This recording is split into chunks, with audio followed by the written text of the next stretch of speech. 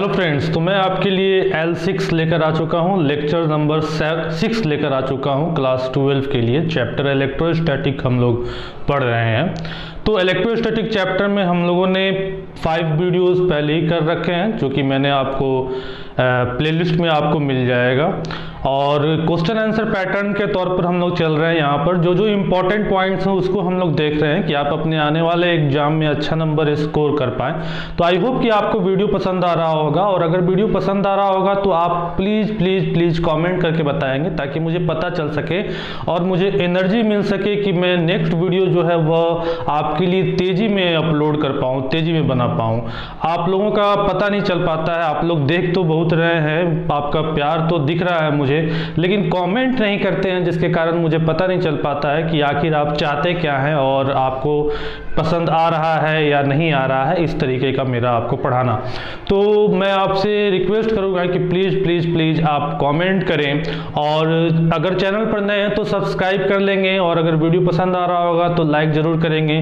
और हाँ फ्रेंड्स, एक और बात मैं कहना चाहूँगा कि काफ़ी आप लोगों में से जो लोग हैं वो लोग नीचे दिए हुए डिस्क्रिप्शन से ऐप को डाउनलोड कर रहे हैं, लेकिन वो लोग मुझे मैसेज नहीं कर रहे हैं। तो अगर आप वहाँ पर मैसेज मुझे नहीं करेंगे चैट के थ्रू, वहाँ पर काफ़ी आसान तरीके से आप देख सकते हैं। जैसे ही ऐप को डाउनलोड करते हैं आपको एक मैसेज वहाँ पर चला आता है, तो वो ऑटो जनरेटेड मैसेज है। आपको वहाँ पर क्या करना है, आपको रिप्लाई देना है। आप अपने पढ़ाई से रिलेटेड या डाउट से रिलेटेड आप वहाँ पर रिप्लाई देंगे तो वो रिप्लाई मेरे पास पहुँच जाएगा और मैं समझ पाऊँगा कि आखिर आप चाहते क्या हैं। सो फ्रेंड्स, इस बात का आप ध्यान रखेंगे। चलिए आज का हम लोग वीडियो को शुरू करते हैं, और हम लोग इलेक्ट्रोस्टैटिक चैप्टर में पढ़ रहे हैं। धीरे धीरे हम लोग कैपेसिटर की ओर बढ़ रहे हैं, और कैपेसिटर को स्टार्ट करने से पहले कुछ इंपॉर्टेंट पॉइंट्स जो हैं यहाँ पर मैं कंसीडर करना चाह रहा हूँ। तो हम लोग यहाँ पर कैपेसिटर से रिलेटेड कुछ पॉइंट्स यहाँ पर हम लोग कंसीडर कर रहे हैं, जो कि आप इसको देखेंगे और ध्यान में रखेंगे। फिर इसके बाद नेक्स्ट वीडियो में हम लोग कैपेसिटर टॉपिक लेकर आएंगे और उसको हम लोग पढ़ेंगे।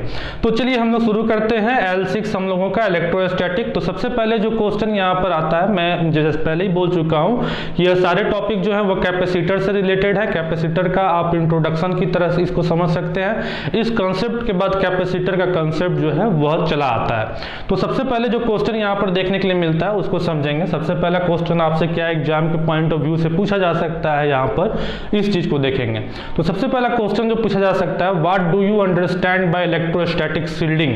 ठीक है, तो इलेक्ट्रोस्टैटिक शील्डिंग क्या होता है, आप इससे क्या समझते हैं, यह एक क्वेश्चन देखा गया है, कभी कदार इसके बारे में पूछा गया है। एक्सप्लेन सिग्निफिकेंस, इसका महत्व बताइए कि इसका महत्व क्या है। तो सबसे पहले हम लोग समझते हैं कि यह इलेक्ट्रोस्टैटिक शील्डिंग क्या होता है। ठीक है, तो समझेंगे इलेक्ट्रोस्टैटिक शील्डिंग क्या होता है। मैंने डिफिनेशन लिख रखा है, डिफिनेशन को आप देखेंगे।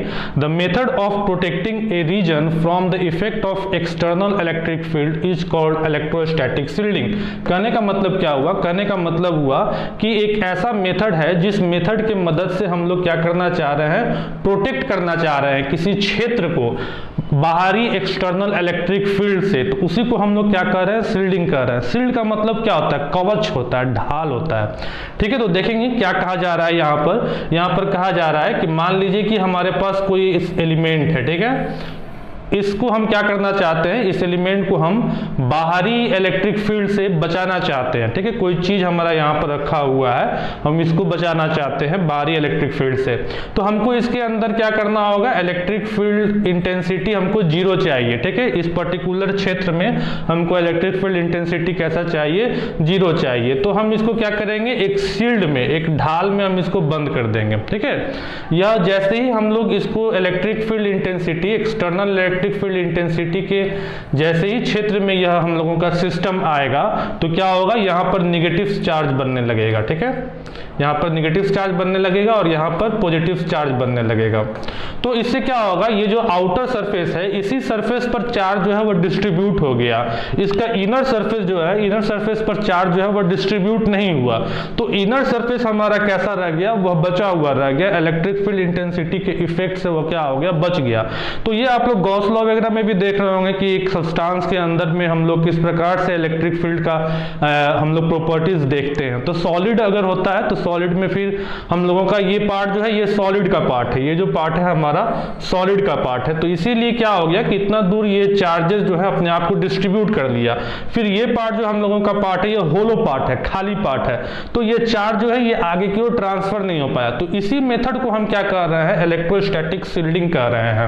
अब हम लोग देखते हैं कि इसका महत्व क्या है। तो इसका महत्व यह है कि हम लोग सेंसिटिव इंस्ट्रूमेंट को प्रोटेक्ट करने के लिए, किसी स्ट्रॉन्ग इलेक्ट्रोस्टैटिक फील्ड से बचा कर रखने के लिए हम लोग इंक्लोज कर देते हैं किसी मेटालिक केज के अंदर में, पिंजड़ा के अंदर में अपने सेंसिटिव इंस्ट्रूमेंट को हमको बचाना है किसी एक्सटर्नल इलेक्ट्रोस्टैटिक फील्ड से। तो यही हम इसका इस मेथड का हम यहाँ पर इस्तेमाल करते हैं। और इसका क्या महत्व है तो देखेंगे कि जब कभी भी बिजली वगैरह गरजता है तो आप पेपर में भी पढ़ते होंगे कि बिजली गरजने के दरमियान आपको क्या करना चाहिए, क्या नहीं करना चाहिए। आपने लास्ट अपने क्लासेस में पढ़ा भी होगा, तो आपको वहां पर एक स्टेटमेंट मिलता होगा कि जब बिजली चमकता है तो उस टाइम आपको अपने कार में होना चाहिए, कार को छोड़कर आपको खाली जगह पर नहीं जाना चाहिए या फिर पेड़ के नीचे नहीं जाना चाहिए। तो ऐसा क्यों कहा जाता है? ऐसा इसलिए कहा जाता है कि मान लीजिए कि आप अपने कार के अंदर रहेंगे, ठीक है,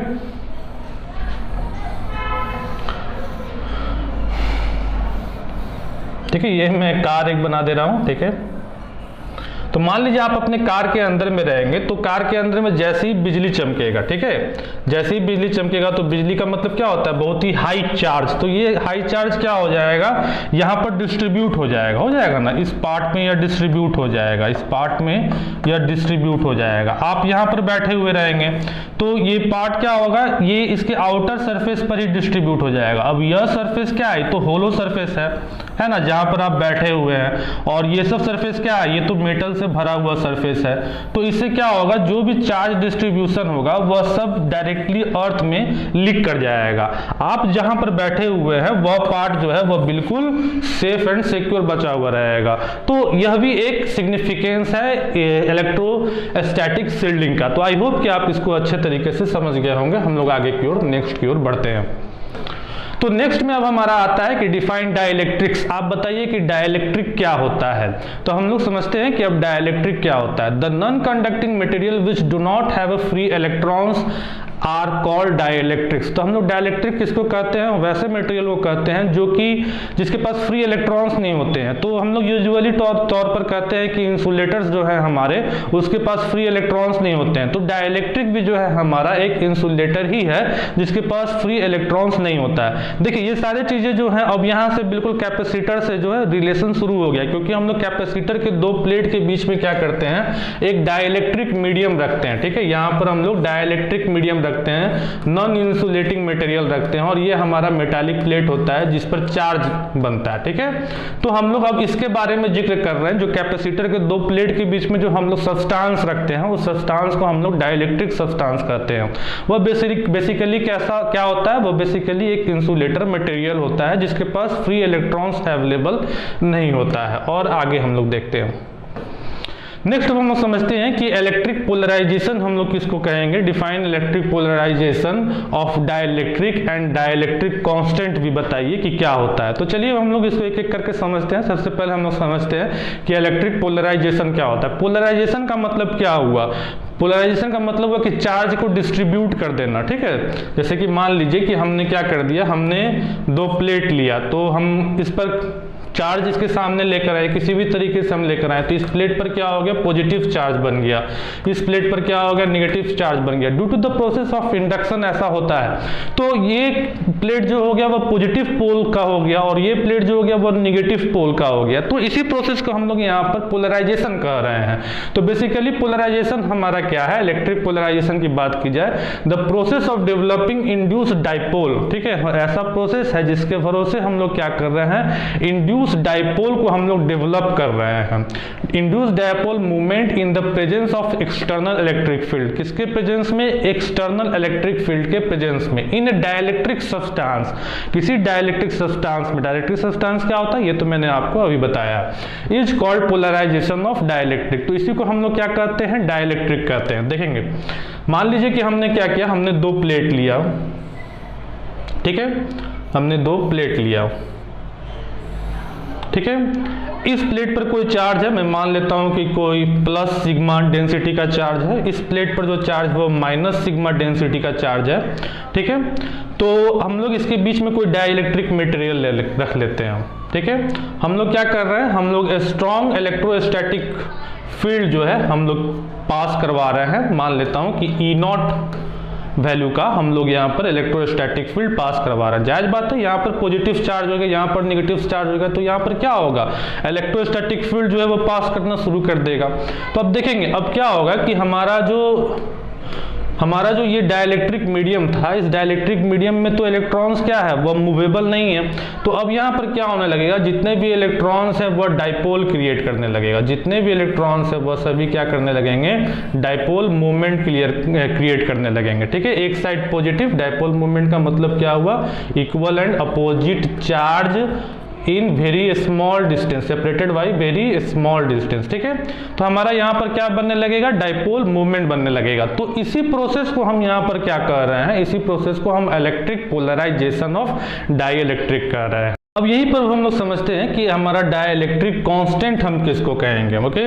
तो हम लोग देख लेते हैं डाइइलेक्ट्रिक कांस्टेंट किसको कहेंगे, डाइइलेक्ट्रिक पोलराइजेशन किसको कह रहे हैं, ये तो आप देख लिए। तो डाइइलेक्ट्रिक कांस्टेंट हम लोग किसको कहेंगे। अब मान लीजिए कि हम लोगों ने क्या किया, हम लोगों ने उसी मटेरियल को, मैं फिर से यहाँ पर मैं बोर्ड पर ले चलता हूँ और क्लियर तौर पर बनाता हूँ, ठीक है। तो हमने क्या किया, हमने कोई प्लेट लिया है, ठीक है, ठीक है। हमने कोई प्लेट लिया है और इस प्लेट के बीच में हम क्या किए हैं, कोई डाइइलेक्ट्रिक मीडियम हम रख दिए हैं, ठीक है। डाइइलेक्ट्रिक मीडियम रखे हैं। यहाँ पर हम जो पोटेंशियल क्रिएट कर रहे हैं वह कितना का पोटेंशियल क्रिएट कर रहे हैं, वह ई वेक्टर का हम मान लेते हैं कि ई नॉट वेक्टर का हम पोटेंशियल यहाँ पर क्रिएट कर रहे हैं, ठीक है। यहाँ का जो हमारा डेंसिटी था वह प्लस साई था, यहाँ का जो हमारा डेंसिटी है वह माइनस साई है, ठीक है। ये 6 नहीं लिख रहा हूँ मैं, ठीक है, आप समझ रहे होंगे। यहाँ का डेंसिटी मैं बता रहा हूँ, ठीक है, ऐसा लिख देता हूँ, ओके। इसको भी मैं ऐसा कर देता हूँ, चलिए।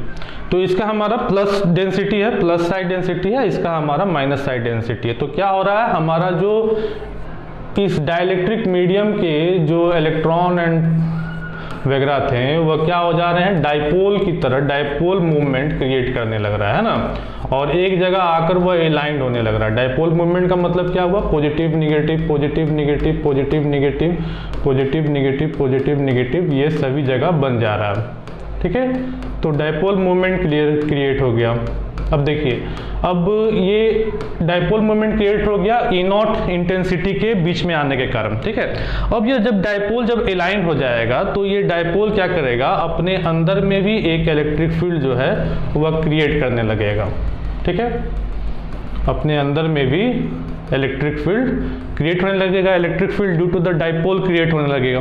तो मैं मान लेता हूं कि जो electric field due to the dipole moment create होगा वह ईपी होगा। अब जायज बात है कि जो electric field due to the dipole moment create हो रहा है वह इस इलेक्ट्रिक फील्ड के अपोजिट डायरेक्शन में होगा, ठीक है। इस इलेक्ट्रिक फील्ड के किस में होगा, अपोजिट डायरेक्शन में होगा। तो हम लोग यहाँ पर डाइइलेक्ट्रिक कांस्टेंट की अगर बात करें तो डाइइलेक्ट्रिक कांस्टेंट हमारा क्या हो जाएगा, K से हम डिनोट करें तो dielectric constant is equal to E naught बटा ईपी हमारा होगा, ठीक है।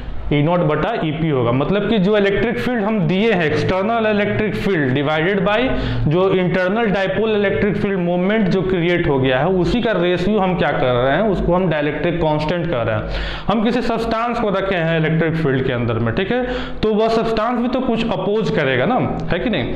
तो उसी चीज का जो रेशियो हम यहाँ पर चेक कर रहे हैं उसी को हम यहाँ पर क्या कर रहे हैं, डाइइलेक्ट्रिक कांस्टेंट कर रहे हैं। अब देखिए यहाँ पर जो हम एक्सटर्नल इलेक्ट्रिक फील्ड दिए हैं वो एक्सटर्नल इलेक्ट्रिक फील्ड हमारा हमेशा बड़ा होगा internal electric field due to the dipole movement से, ठीक है। तो यहां पर हमको जब भी K का वैल्यू आएगा वह क्या होगा, 1 से बड़ा ही हमको K का वैल्यू यहां पर देखने के लिए मिलेगा।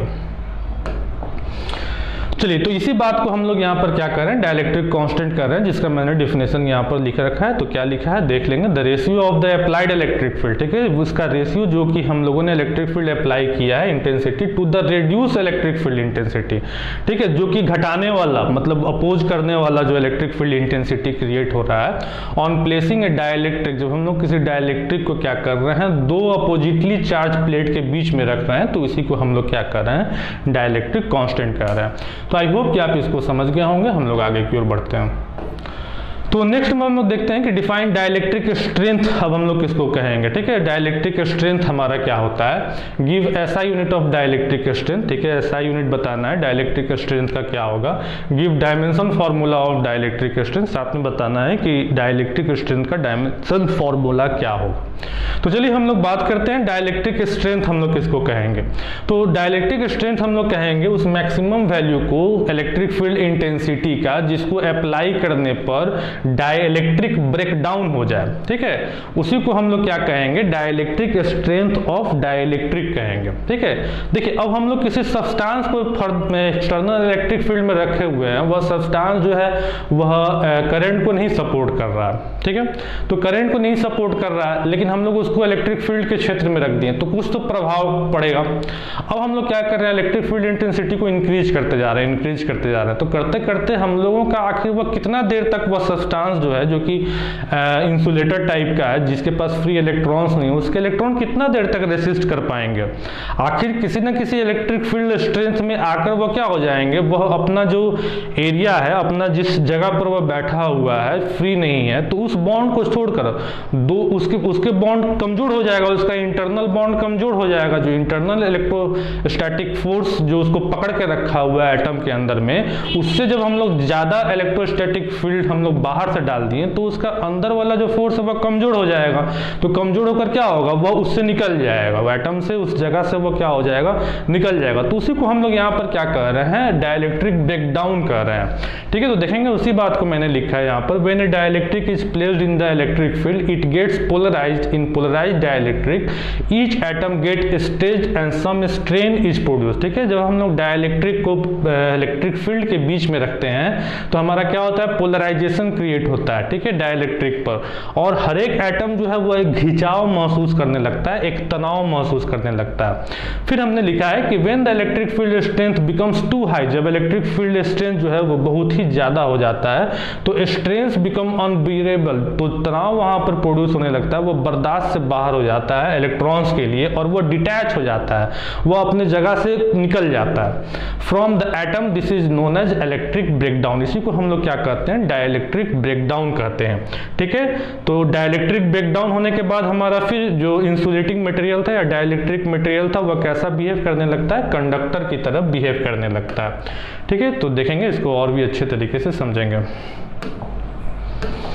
तो हम लोग डाइलेक्ट्रिक ब्रेकडाउन के बारे में बात कर रहे हैं। तो डाइलेक्ट्रिक ब्रेकडाउन का हमारा फॉर्मूला और डायमेंशन में आपको बता देता हूं। तो डाइलेक्ट्रिक ब्रेकडाउन का हमारा formula E break is equal to क्या हो जाएगा, E break is equal to जो हमने पोटेंशियल लगाया है ना, जो हमने पोटेंशियल लगाया ब्रेक करने के लिए और जो डिस्टेंस पर हम इस काम को कर रहे हैं, तो ये हमारा क्या हो जाएगा, डाइलेक्ट्रिक ब्रेकडाउन का हमारा फॉर्मूला हो जाएगा, ठीक है। अब हम इसका क्या कर लेते हैं, डायमेंशन और यूनिट निकाल लेते हैं।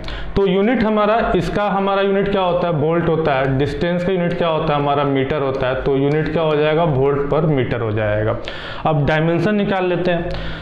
तो डायमेंशन देखिए, डायमेंशन के लिए मैंने ऑलरेडी एक वीडियो बना रखा है, अगर आपने नहीं देखा है तो आप उसको देख लेंगे, क्लास 11 वाले में भी मैंने अटैच करके रखा है और या तो मैं लगा भी दूंगा, ठीक है, इस वीडियो के बाद से। तो मैंने वहाँ पर 31 क्वांटिटीज़ का यूनिट एंड डायमेंशन क्लियर करके रखा है। यूनिट एंड डायमेंशन आपको पढ़ना बहुत ही जरूरी है, वह भले 11th के क्लास में है लेकिन आपके एग्जाम में भी एक क्वेश्चन यूनिट एंड डायमेंशन से 110% आएगा ही आएगा। किसी भी एग्जाम को आप देने जाएंगे यूनिट एंड डायमेंशन में से क्वेश्चन पूछा ही जाएगा। तो उस वीडियो को आप देख लेंगे, मैं इस लिंक अटैच कर दूंगा या फिर इसके बाद जो वीडियो खत्म होता है उसमें मैं लगा दूंगा। तो यूनिट एंड डायमेंशन देख लेंगे, वहां पे सारी चीजें जो है आपको क्लियर हो जाएंगी। फिर भी मैं यहाँ पर कर देता हूँ। तो देखेंगे यूनिट एंड डायमेंशन, हमको इसका डायमेंशन हमको निकालना है। तो डायमेंशन में हमारे पास क्या है, पोटेंशियल है ना, V का मतलब क्या हुआ, पोटेंशियल हुआ, और D का मतलब क्या हुआ, डिस्टेंस हुआ ना। अब पोटेंशियल इज इक्वल टू क्या होता है, आप फॉर्मूला में पढ़ चुके हैं। तो पोटेंशियल इज इक्वल टू क्या होता है, वर्क डन बाई चार्ज होता है, ठीक है। तो हम इस प्रकार से लिख लिए। अच्छा, अब work done by charge, charge is equal to क्या होता है, Q is equal to IT होता है। तो हम लिख लिए W by IT into 1/d लिख लिए, ठीक है। अब वर्क डन का डायमेंशन क्या होता है, तो देखिए अगर आपको डायमेंशन कुछ चीज़ों का याद है तो आप फटाफट कर लेंगे, ठीक है। नहीं याद है तो फिर बहुत टफ पड़ेगा आपको। तो इसीलिए मैं बोल रहा हूँ कि अगर आपने वीडियो नहीं देखा है तो आप यूनिट एंड डायमेंशन वाला वीडियो जो है वो मेरा देख लेंगे। उसमें मैंने 31 क्वांटिटीज़ का यूनिट एंड डायमेंशन बिल्कुल क्लियर तरीके से और बहुत ही अच्छे तरीके से बताया। तो चलिए, वर्क डन का जो डायमेंशन हमारा होता है वह होता है हमारा ml का स्क्वायर t का -2 होता है, ठीक है। और IT का हमारा चार्ज का क्या हो जाएगा, AT हो जाएगा, और D का हमारा क्या हो जाएगा, L हो जाएगा, ठीक है। इसको हम सॉल्व करेंगे तो हमको क्या निकल कर आएगा, यहाँ पर है तो ये M तो हमारा रहेगा ही, L 1 हो जाएगा, TV हमारा 1 हो जाएगा और A हो जाएगा। तो ये हमारा इसका क्या हो जाएगा, डायमेंशन हो जाएगा। यूनिट मैंने आपको बता रखा है। तो यहाँ पर हमारा ये टॉपिक जो है कंप्लीट होता है। इसके बाद हम लोग कैपेसिटर के बारे में देखेंगे। तो आई होप कि आपको ये वीडियो पसंद आया होगा। अगर वीडियो पसंद आया होगा तो आप लाइक करेंगे, चैनल पर नए होंगे तो सब्सक्राइब करेंगे, और please please please comment box में आप अपना इंटरेस्ट बताएंगे ताकि मैं आपको और भी वीडियोज़ जो है इस तरह की फटाफट तेज़ी से अपलोड करके ला सकूँ। और अगर आप ऐप को डाउनलोड कर रहे हैं, नीचे दिए हुए लिंक से मुझसे कॉन्टैक्ट करना चाहते हैं तो वहाँ चैट के थ्रू आप मुझे मैसेज करेंगे और अपनी प्रॉब्लम को बताएंगे। तो चलिए फिर मिलेंगे हम लोग एक नए वीडियो के साथ। तब तक के लिए थैंक्स, बाय बाय।